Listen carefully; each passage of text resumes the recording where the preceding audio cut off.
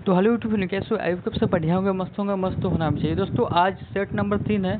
जो आपने सेट 2 या 1 नहीं देखा है तो जाकर वीडियो देख लीजिएगा, क्योंकि ये सारे महत्वपूर्ण क्वेश्चन है जो खान सर का है, जो टेस्ट सीरीज है पेड बैच का। ठीक है, तो वीवीआई क्वेश्चन सब है जो आपको बिहार पुलिस के दृष्टिकोण से बहुत ही ज़्यादा महत्वपूर्ण है। यही से आपको क्वेश्चन देखने को मिलेगा। तो सारे प्रश्न को आपको याद करना पड़ेगा, रटना पड़ेगा। ये भी करना है, इसको आप रट जाइए। ठीक है, और वीडियो शुरू से लेकर अंत तक जरूर देखिए ताकि आपको याद जल्दी से जल्दी हो सके। एक बार या 2 बार, जितना बार हो सके वीडियो देखिए ताकि आपको याद हो जाए। तो चलिए देरी न करते हुए हम वीडियो को स्टार्ट करते हैं। तो सबसे पहला क्वेश्चन की बात करें तो सबसे पहला क्वेश्चन आपको स्क्रीन पर है। सामाजिक असमता का एक महत्वपूर्ण रूप कौन सा है, बताइएगा। सामाजिक समानता का एक महत्वपूर्ण रूप कौन सा है, बताइएगा। ठीक है, सामाजिक असमता का एक महत्वपूर्ण रूप क्या है, बताइएगा। तो इसका करेक्ट आंसर की बात करें तो इसका करेक्ट आंसर को बी नंबर हो जाएगा, लिंग। ठीक है, अगला क्वेश्चन। भारत में संघीय शासन व्यवस्था का विशेषता क्या है, बताइएगा। भारत में संघीय शासन व्यवस्था की विशेषता क्या है, बताइएगा। केवल एक ही स्तर की सरकार या शक्ति का एकमात्र स्रोत केंद्र के सरकार, या दो अधिक से अधिक सरकार, या केवल राज्य सरकार, बताइएगा। इसका करेक्ट आंसर की बात करें तो 2 का आपको सी नंबर हो जाएगा, दो या अधिक स्तरों की सरकार। ठीक है, 2 या अधिक स्तर की सरकार। अगला क्वेश्चन। संघ सूची का कानून बनाने का अधिकार किसके पास है। संघ सूची का कानून बनाने का अधिकार किसके पास है, बताइएगा। तो संघ सूची का कानून बनाने का अधिकार आपको राज्य सरकार के पास है। इसका आंसर ए हो जाएगा। ठीक है, राज्य सरकार के पास है। अगला क्वेश्चन।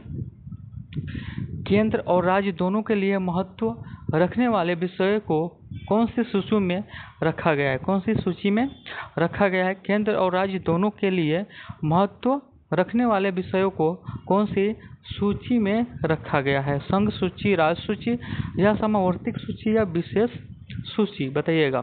तो 4 का करेक्ट आंसर की बात करें तो इसको आपको सी नंबर होगा, समवर्ती सूची, समवर्ती सूची। ठीक है, अगला क्वेश्चन। निम्नलिखित में से भारत के किस राज्य को विशेष दर्जा प्राप्त है। निम्नलिखित में से भारत के किस राज्य को विशेष दर्जा प्राप्त है। तो इसका सही आंसर की बात करें तो इसका सही आंसर आपको हो जाएगा ए नंबर हो जाएगा, महाराष्ट्र हो जाएगा। ठीक है, इसका करेक्ट आंसर ए हो जाएगा, महाराष्ट्र। अगला क्वेश्चन। भारतीय प्रशासनिक व्यवस्था कैसी है, बताइएगा। भारतीय प्रशासनिक व्यवस्था कैसी है। भारतीय प्रशासनिक व्यवस्था कैसी है, 6 नंबर का आंसर बताइएगा। तो 6 नंबर का करेक्ट आंसर की बात करें आपको डी हो जाएगा, साम्यवादी है। ठीक है, साम्यवादी है। अगला क्वेश्चन। भारतीय संविधान में सैनिक शासन का उल्लेख किस अनुच्छेद में किया गया है। भारतीय संविधान में सैनिक शासन का उल्लेख किस अनुच्छेद में किया गया है। अनुच्छेद 352, अनुच्छेद 356, अनुच्छेद 33, या अनुच्छेद 360, बताइएगा इसका सही आंसर। तो सही आंसर की बात करें इसका 7 नंबर का, तो 7 नंबर का सही आंसर आपको बी हो जाएगा, यानी 356, अनुच्छेद 356। अगला क्वेश्चन।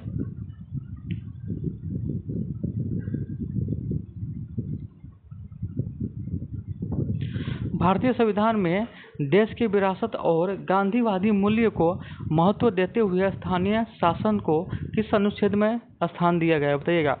भारतीय संविधान में देश की विरासत और गांधीवादी मूल्य को महत्व देते हुए स्थानीय शासन को किस अनुच्छेद में स्थान दिया गया है, बताइएगा। इसका आंसर बताइएगा। तो 8 का करेक्ट आंसर की बात करें तो अनुच्छेद 40 में इसका स्थान दिया गया है। ठीक है, तो अगला क्वेश्चन।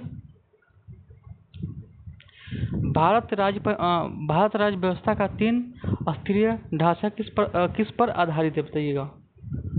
भारतीय राज्य व्यवस्था का 3 स्तरीय ढांचा किस पर आधारित है, बताइएगा। नेहरू रिपोर्ट, या बलवंत राय मेहता समिति, या संविधान सभा, या सरदार वल्लभ भाई पटेल। तो 9 का करेक्ट आंसर की बात करें आपको डी नंबर हो जाएगा, सरदार वल्लभ भाई पटेल की सिफारिश। अगला क्वेश्चन, निम्नलिखित में से किस राज्य का ग्राम पंचायत ग्रामीण क्षेत्रों की स्वायत्ता संस्थाओं से सबसे नीचे स्तर है? निम्नलिखित में से किस स्थान का ग्राम पंचायत ग्रामीण क्षेत्रों की स्वायत्ता संस्थाओं में सबसे नीचे का स्तर है? बताइएगा। पंजाब, महाराष्ट्र या उड़ीसा या बिहार? तो 10 का करेक्ट आंसर की बात करें तो 10 का करेक्ट आंसर आपको सी नंबर हो जाएगा, उड़ीसा का। ठीक है। तो अगला क्वेश्चन 1914 ईस्वी तक निम्नलिखित में से कौन सा देश औद्योगिक क्षेत्र में काफ़ी प्रगति कर चुका था? 1914 में कौन सा देश काफ़ी प्रगति कर चुका था? बताइएगा। 11 का करेक्ट आंसर की बात करें सी नंबर हो जाएगा, चीन। ठीक है, आपको चीन हो जाएगा। ठीक है। 1905 के रूस जापान युद्ध में किस देश की विजय हुई? बताइएगा। 1905 में रूस जापान युद्ध में किस देश की विजय हुई? तो इसका आंसर की बात करें ए नंबर हो जाएगा, रूस की विजय हुई। ठीक है। सैन्यवाद का क्या अर्थ है? सैन्यवाद का क्या अर्थ है? तो सैन्यवाद का अर्थ है देश की सीमाओं की सुरक्षा करना, देश की सीमाओं का सुरक्षा करना, यानी आपका इसका करेक्ट आंसर सी हो जाएगा। ठीक है। अगला क्वेश्चन, यूरोप में गुटबंदी का जन्मदाता कौन है? बताइएगा। यूरोप में गुटबंदी का जन्मदाता कौन है? तो इसका आंसर की बात करें, इसका आंसर ये हो जाएगा, यानी बिस्मार्क हो जाएगा। ठीक है, इसका आंसर ये हो जाएगा, बिस्मार्क। अगला क्वेश्चन, प्रथम विश्व युद्ध के बाद तुर्की में किस वंश का शासन समाप्त हुआ? प्रथम विश्व युद्ध के बाद कौन सा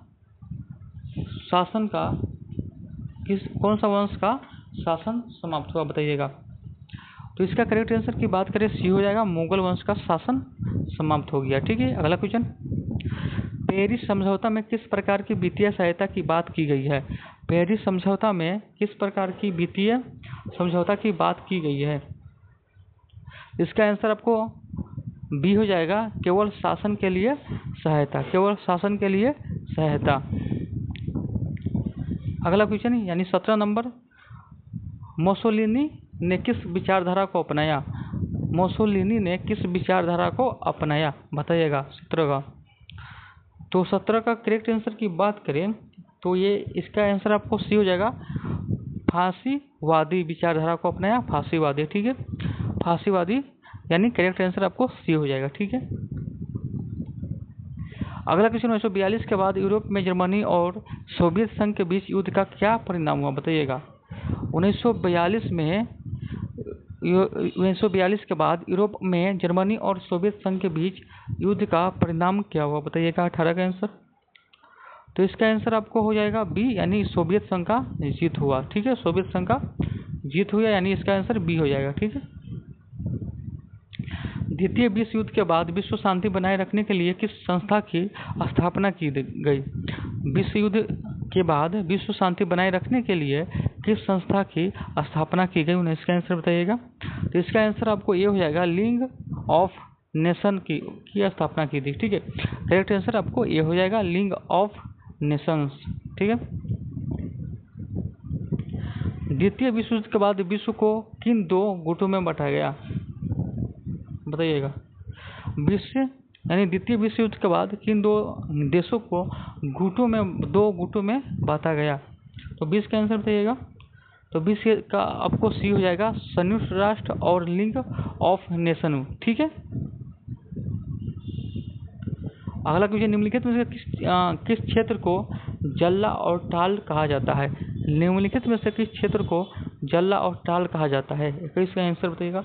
21 का आपको बी हो जाएगा, मध्य प्रदेश का पठारी क्षेत्र, मध्य प्रदेश का पठारी क्षेत्र, यानी इसका आंसर बी हो जाएगा। ठीक है। अगला क्वेश्चन, चलिए, मध्य उच्च भूमि का अधिकांश भाग कहलाता है? मध्य उच्च भूमि का अधिकांश भाग कहलाता है? मध्य उच्च भूमि का अधिकांश भाग कहलाता है। तो 22 का आंसर आपको हो जाएगा, छोटा नागपुर पठार कहलाता है, छोटा नागपुर पठार कहलाता है। यानी इसका आंसर की बात करें बी नंबर हो जाएगा। ठीक है।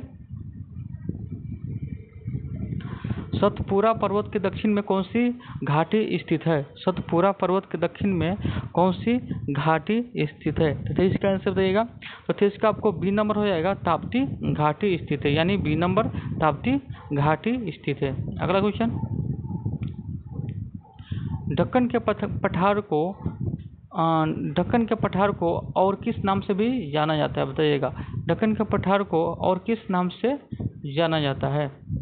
तो 24 का आंसर बताइएगा। 24 का बी हो जाएगा, मध्य भारत का पठार, मध्य भारत का पठार। भारतीय मेरु स्थल को किस नाम से जाना जाता है? भारतीय मेरु स्थल को किस नाम से जाना जाता है?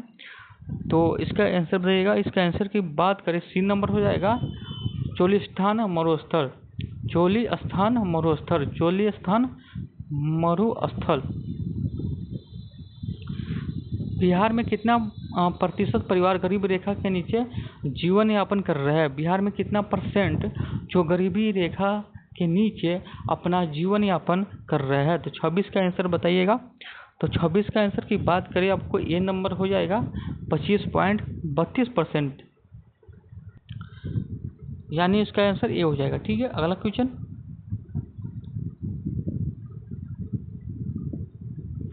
बिहार के किस जिले में सोने सर्वाधिक भंडार है? बिहार के किस जिले में सोना का सर्वाधिक भंडार है? तो इसका आंसर आपको ए हो जाएगा, यानी भागलपुर में सोने का सर्वाधिक भंडार है। बिहार राज्य का जल विद्युत शक्ति निगम की स्थापना निम्नलिखित में किन वर्ष हुई थी? बताइएगा। बिहार राज्य जल विद्युत शक्ति निगम की स्थापना निम्नलिखित में किस वर्ष हुई थी? 28 का आंसर, यानी इसका आंसर की बात करिए हो जाएगा 1992 में, 1992 में। बिहार विधानसभा में राज्य बजट 2024 से 25 किसने पेश किया? बिहार विधानसभा में राज्य बजट 2024 से 25 किसने पेश किया था?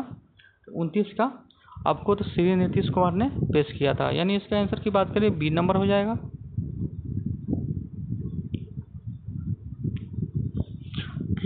किसने चंपारण सत्याग्रह के दौरान बिहार में गांधी जी की जान बचाई थी? बताइएगा। किसने चंपारण सत्याग्रह के दौरान गांधी जी की जान बचाई थी?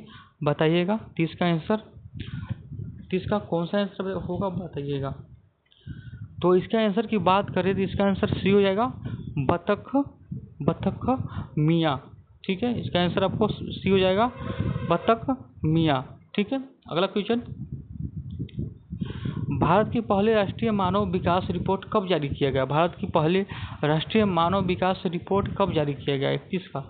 31 का आपको सी हो जाएगा, अक्टूबर 2011 में, अक्टूबर 2011 में।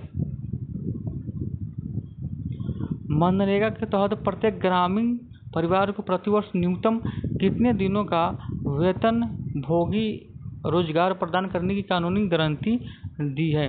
मनरेगा के तहत प्रत्येक ग्रामीण परिवार को प्रति वर्ष न्यूनतम कितने दिनों का वेतन भोगी रोजगार प्रदान करने की कानूनी दी जाती है? बताइएगा। 32 का आंसर। तो 32 का आपको सी हो जाएगा, 180 दिन। ठीक है। राष्ट्रीय आय से क्या तात्पर्य है? राष्ट्रीय आय से क्या तात्पर्य है? 33 नंबर क्वेश्चन का आंसर बताइएगा। राष्ट्रीय आय से क्या तात्पर्य बताइएगा। राष्ट्रीय आय से क्या तात्पर्य है? तो 33 का आपको ये आंसर हो जाएगा, सरकार की आय, सरकार की आय। अगला क्वेश्चन,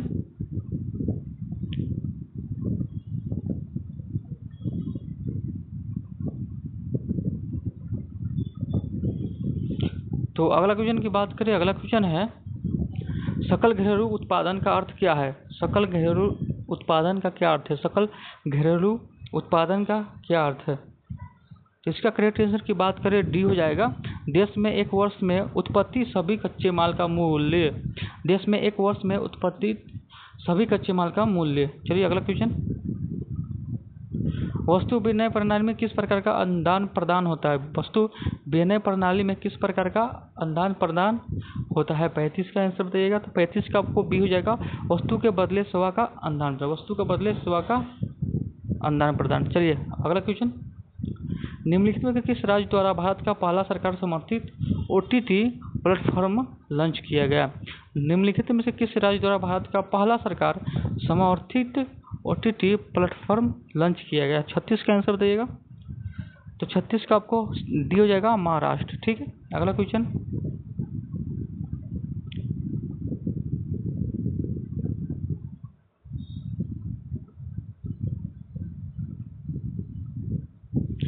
हाल ही में किसे एनएसजी के नए महानिर्देशक के रूप में नियुक्ति किया गया?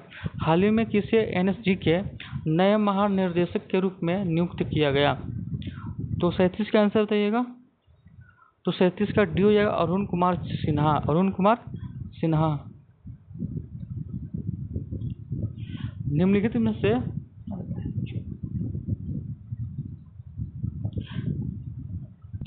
तो अगला क्वेश्चन है, निम्नलिखित में कौन सा स्वर्ण मंदिर के सौंदर्यीकरण के लिए जाने जाता है? निम्नलिखित में से कौन सा स्वर्ण मंदिर के लिए सौंदर्यीकरण के लिए जाने जाते हैं बताइएगा। 38 का आंसर बताइएगा। तो 38 का करेक्ट आंसर आपको ये हो जाएगा, यानी दिलीप सिंह। ठीक है, 38 का ए हो जाएगा, दिलीप सिंह। अगला क्वेश्चन 39 का, पद्मभूषण पुरुष विजेता कुमुदिनी लाखिया निम्नलिखित में से किस नृत्य शैली से संबंधित है बताइएगा। तो 39 का आपको ये हो जाएगा, कथक से संबंधित है। 39 का ये कथक से संबंधित है। अगला क्वेश्चन, राष्ट्रीय सिविल सेवा दिवस कब मनाया जाता है? राष्ट्रीय सिविल सेवा दिवस कब मनाया जाता है? राष्ट्रीय सिविल सेवा दिवस कब मनाया जाता है? तो 40 का आंसर की बात करें तो 40 के आंसर की बात करें तो यहाँ पर बी हो जाएगा, यानी 22 अप्रैल को। ठीक है, अगला क्वेश्चन की ओर चलते हैं। नाइफ हेरोइन के tale of resilience and the fight for free speech पुस्तक की रचना किसने की? नाइफ हेरोइन के tale of resilient and the fight for free speech पुस्तक की रचना किसने की? तो 41 का सही आंसर की बात करें तो सही आंसर आपको ये हो जाएगा, अमिताभ कांत। अमिताभ कांत। अगला क्वेश्चन, ओडिशा के वर्तमान में मुख्यमंत्री कौन है? ओडिशा के वर्तमान में मुख्यमंत्री कौन है? तो ये इसका आंसर की बात करें तो इसका आंसर आपको हो जाएगा,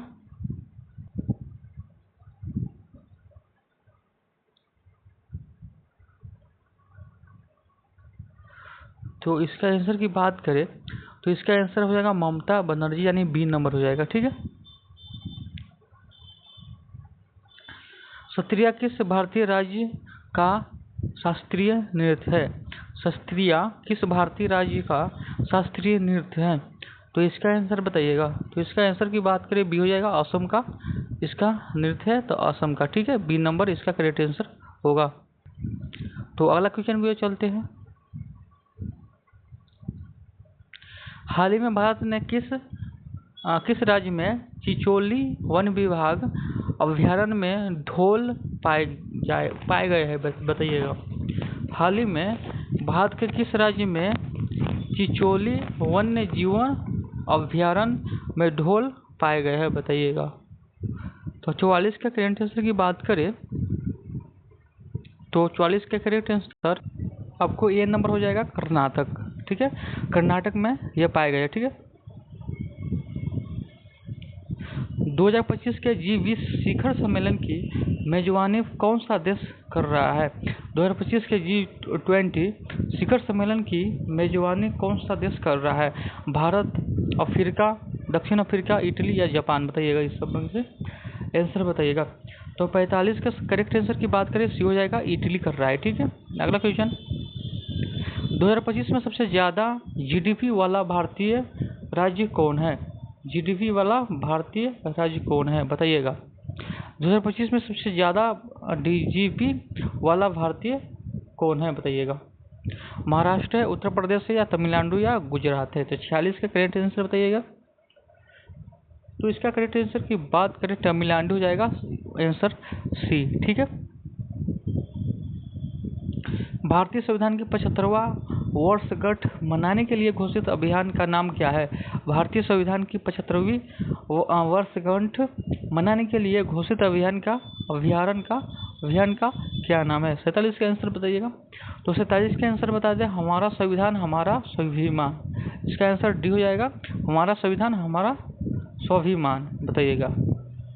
अगला क्वेश्चन है, भारत की भाषाई विरासत का जश्न मनाने के लिए प्रवासी परिचय 2024 का उद्घाटन कहाँ हुआ था? भारत की भाषाई विरासत का जश्न मनाने के लिए प्रवासी परिचय 2024 का उद्घाटन कहाँ हुआ था? कुवैत में, रियाद में, मॉस्को में, अबू धाबी में। बताइएगा इसका आंसर। तो 48 का आपको हो जाएगा सही आंसर ए, यानी कुवैत में। ठीक है।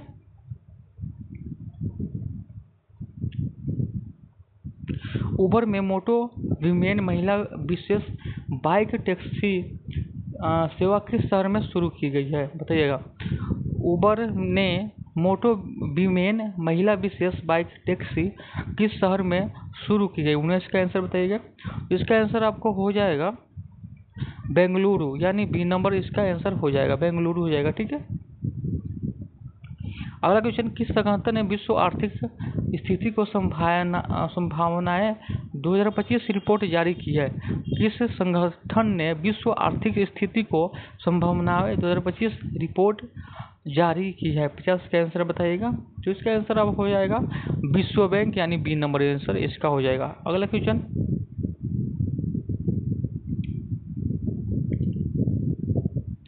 बताइएगा अणु क्या है? अणु क्या है बताइएगा। तो अणु एक प्रोटॉन है। अणु क्या है? एक प्रोटॉन है। अगला क्वेश्चन,